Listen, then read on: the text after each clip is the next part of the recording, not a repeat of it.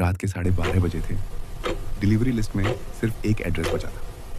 थोड़ा अजीब-सा था वो एड्रेस।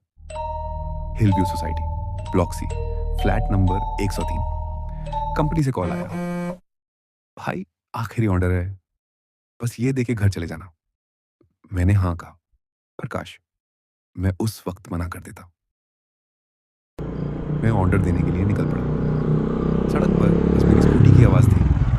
हर मोड़ पर लग रहा था जैसे कोई पीछा कर रहा है। पिघला नहीं रहा है, पर पीछे मुड़ा तो कोई नहीं था। हिलव्यू सोसाइटी पहुंचा तो गेट खुला हुआ था, पर अंदर सिक्योरिटी गार्ड नहीं था। थोड़ा अजीब लगा, पर मैंने कहा, कोई ना ही, जल्दी दे के निकलता हूं। बिल्डिंग बहुत अजीब लग रही थी। किसी अनजानी सी ताकत का एहसास हो रहा था।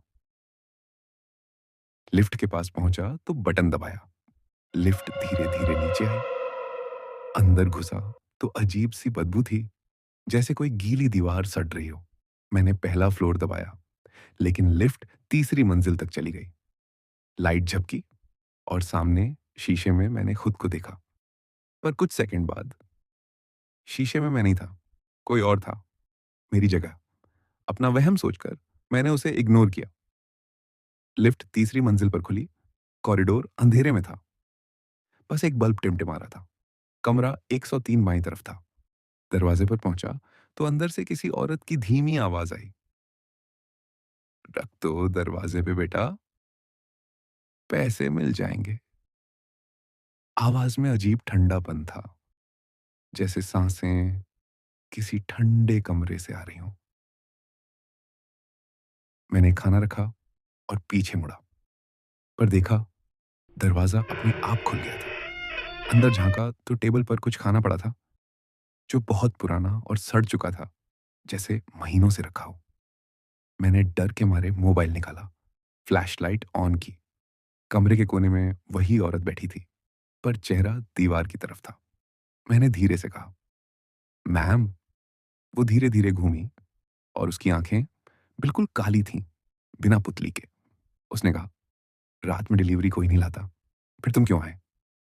इतना सुनते ही मेरी स्कूटी की चाबी अपने आप जेब से नीचे गिर गई।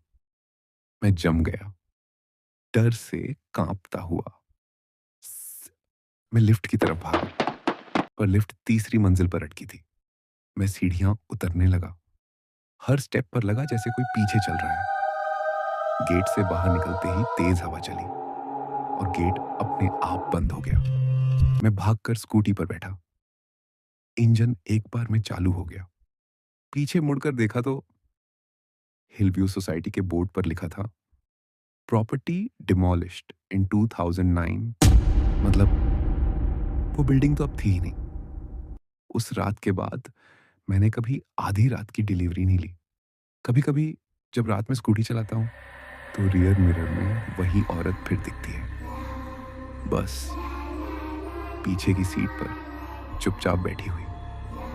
पर आज तक ये बात समझ नहीं आई कि उसने मुझे ही क्यों बुलाया वहां।